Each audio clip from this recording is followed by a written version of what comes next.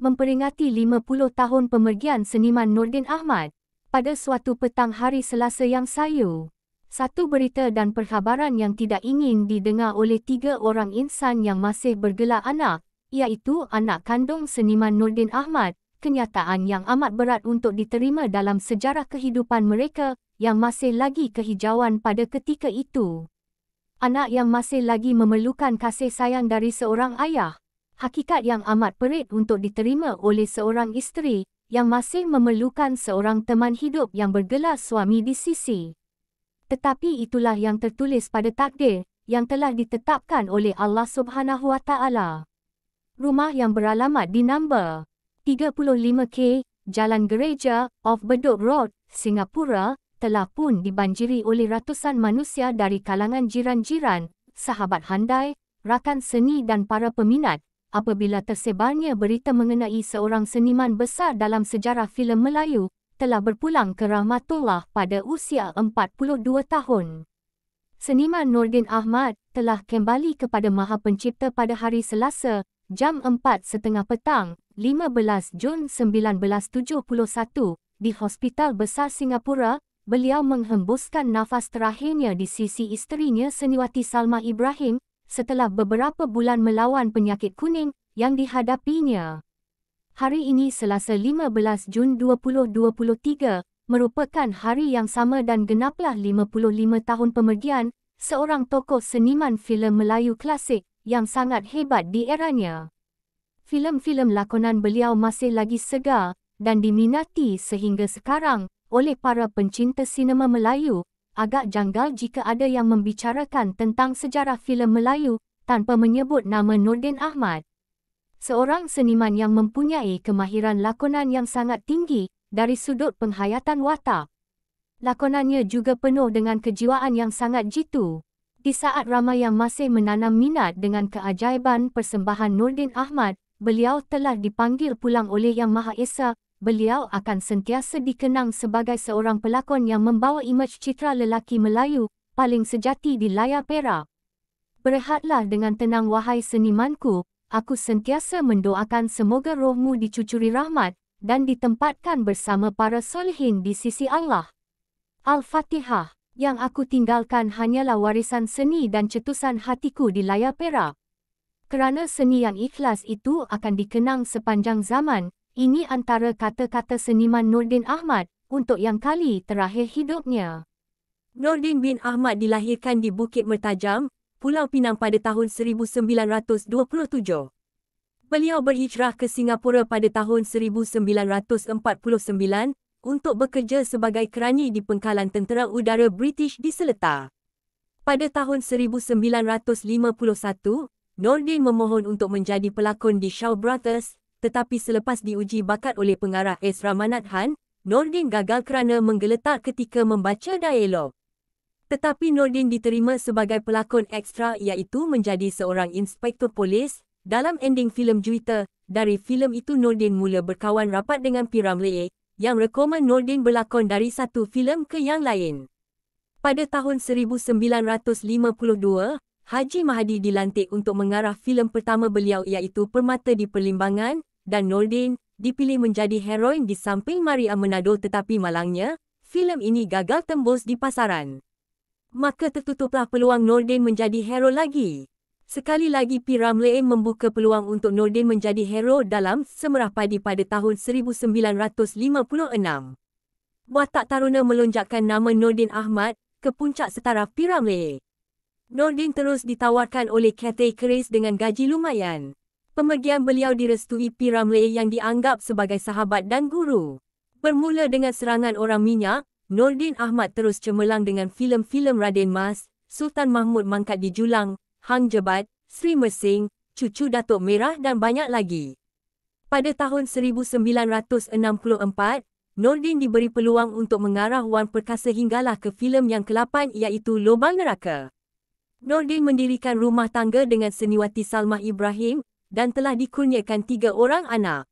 Mengenang Nordin Ahmad, Pak Malau Kajang Berlipat, Kajang Hamba Mengkuang Layu, dagang Pak Malau dagang bertempat, dagang hamba musafir lalu.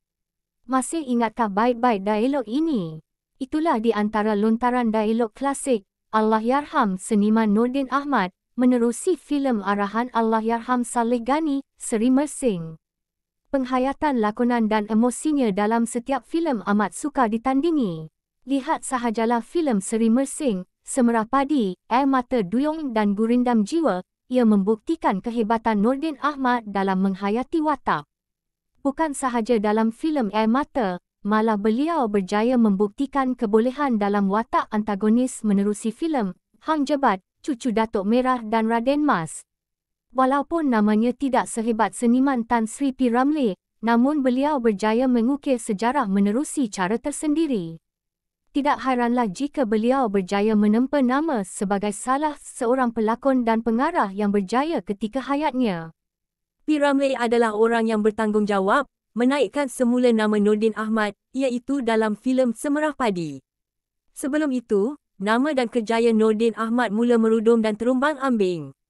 Setelah filem pertama dia membawa watak hero iaitu Permata di Perlimbahan gagal di Pawagam, P. Ramlee dengan yakin memberikan watak taruna, iaitu hero utama kepada Nordin Ahmad dan hasilnya nama Nordin Ahmad kembali memuncak dan sebaris dengan bintang-bintang ternama dalam industri filem Melayu. Sepanjang 20 tahun penglibatannya, beliau telah berlakon lebih dari 50 buah filem dan pernah mengarah sebanyak 10 buah filem, antaranya Wan Perkasa, Kasih Ibu dan Playboy. Filem terakhir lakonan beliau ialah Jahanam pada tahun 1971. Nordin Ahmad kenang jasa P. Ramlee. Kalau bukan sebab Ramlee yang ambil aku berlakon di dalam filem Semerah Padi, aku tidak akan sampai ke tahap ini sekarang. Itulah kata-kata yang sering diungkapkan oleh seniman Nordin Ahmad kepada rakan-rakannya di Cathay Keris. Nordin Ahmad sangat berterima kasih kepada P. Ramlee kerana telah memberi peluang dan kepercayaan kepadanya bagi membuktikan kemampuannya sebagai seorang pelakon yang berkarisma besar. Atas nasihat P. Ramlee jugalah yang membuatkan Nordin Ahmad membatalkan hasratnya untuk pulang ke kampung halamannya di Pulau Pinang kerana terlalu kecewa dengan kerjaya lakonannya ketika di Jalan Ampas. Sabar dulu sahabatku, masamu akan tiba juga nanti. Aku yakin kau akan menjadi seorang bintang besar suatu hari nanti. Kata-kata dari P. Ramlee, inilah yang menjadi perangsang kepada Nordin Ahmad untuk berusaha dengan lebih gigih bagi memajukan mutu lakonannya. Ternyata selepas Semerah Padi, nama Nordin Ahmad berada di kemuncak kemasyhuran. Nordin Ahmad sering berkata kepada rakan-rakan wartawan pada ketika itu, "Jika satu hari nanti ada yang memperkatakan tentang kejayaan saya di dalam bidang lakonan, P. Ramlee berhak berkongsi kejayaan itu bersama saya. Ini kerana P. Ramlee lah yang telah membuatkan kerjaya saya dari gelap menjadi terang." Nordin Ahmad pergi studio menaiki bas. Kelaziman bagi seorang seniman yang bergelar hero, sudah pastilah ianya akan kelihatan megah dan mewah untuk menjaga reputasi dan kredibilitinya. Tetapi perkara itu tidak berlaku kepada seniman Nordin Ahmad. Hero nombor 1 dari studio Cathay Keris ini dikatakan menaiki bas setiap hari untuk keluar pergi ke studio jika beliau terbabit dengan penggambaran sesebuah filem. Perkara ini pernah diceritakan oleh isterinya, Seniwati Salmah Ibrahim kepada penulis. Nordin Ahmad akan keluar dari rumah selepas subuh dan berjalan kaki sejauh 200 meter untuk sampai ke perhentian bas yang berdekatan dengan rumahnya yang terletak di Jalan Gereja, Bedok, untuk ke studio Cathay Keris di East Coast Road. Perkara ini bukanlah kerana Nordin Ahmad tidak mempunyai kenderaan sendiri kerana beliau ada memiliki sebuah kereta model Ford Prefect. Beliau lebih senang menggunakan keretanya itu untuk kegunaan keluarga berbanding dirinya sendiri.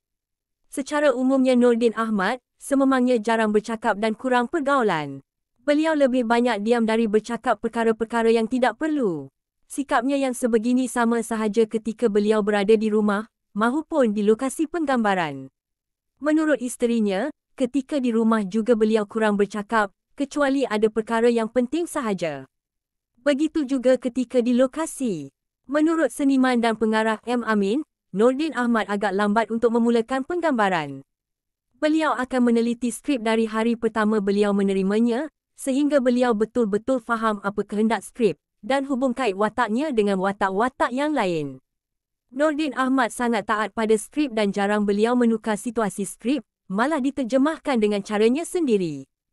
Jika beliau masih tidak berpuas hati dengan rehearsal, beliau tidak akan memulakan penggambaran. Boleh dikatakan semua pengarah yang pernah bekerja dengannya sudah faham akan perangainya.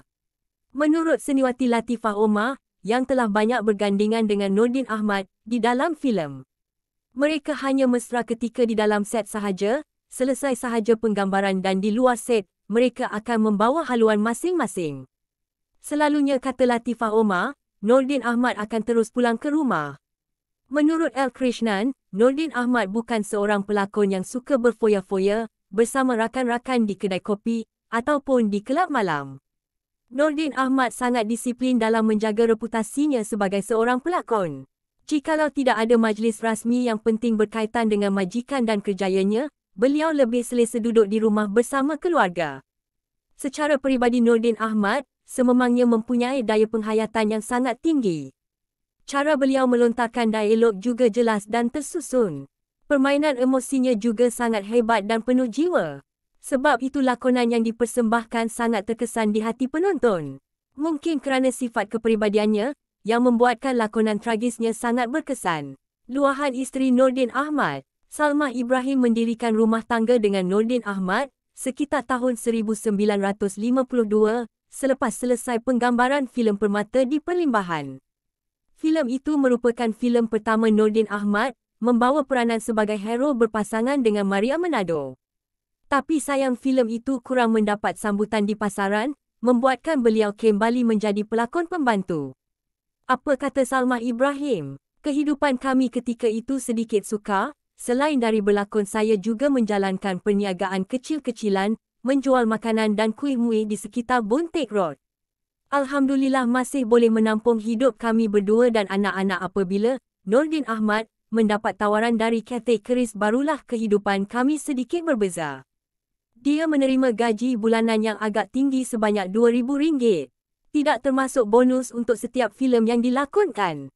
Jika dicampur bonus setiap satu filem, gajinya hampir mencecah RM5,000. Selalunya filem lakonannya di Cathay Keris akan mendapat kutipan box office apabila ditayangkan.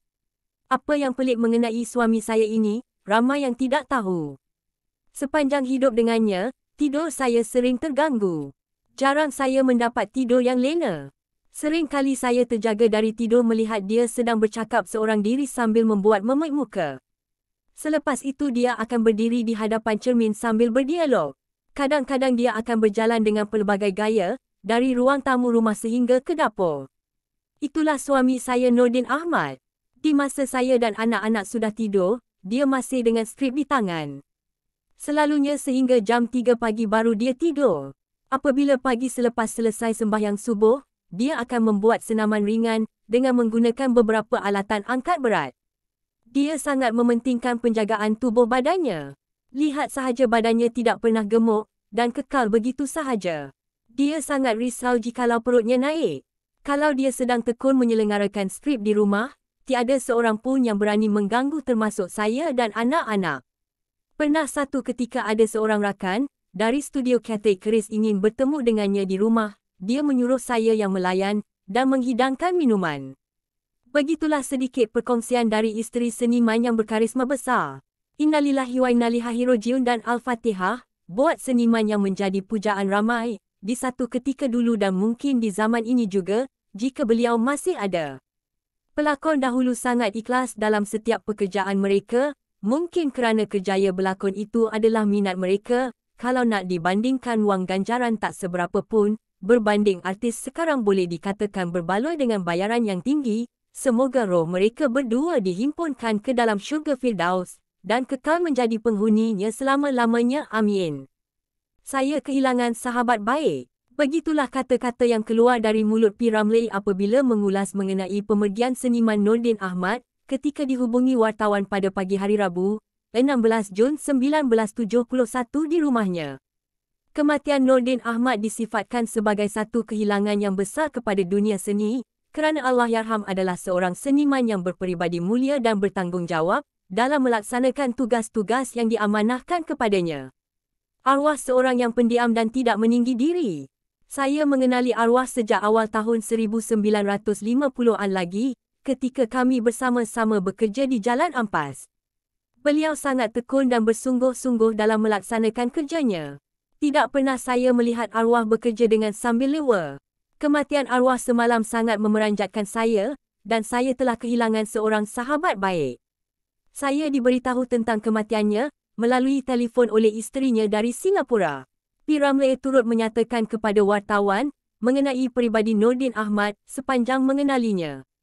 Walaupun saya hanya beberapa tahun sahaja bergaul dengannya, sebelum arwah berhijrah ke studio Cathay Keris, tetapi boleh saya sifatkan Nordin Ahmad adalah seorang seniman yang sangat istimewa. Kami kerap berjumpa di luar dan saling bertukar-tukar fikiran mengenai kerjaya masing-masing. Saya tahu dan faham benar tentang sifat-sifatnya itu. Arwah Nordin Ahmad seorang seniman berlainan dari yang lain dan payah hendak jumpa seniman filem yang bersifat sepertinya, tegas P. Ramlee. I've lost a good friend. Dunia filem Melayu kehilangan seorang seniman besar. There will never be another Nordin Ahmad, kata P. Ramlee sambil menahan sebab.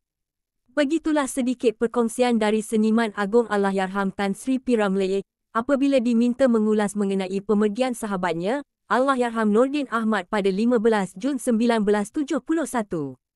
Selang 2 tahun selepas itu P. Ramlee pula menyusul dijemput Yang Maha Esa pada 29 Mei 1973. Kedua-duanya meninggal dunia pada hari Selasa. Al-Fatihah buat kedua-dua seniman besar ini.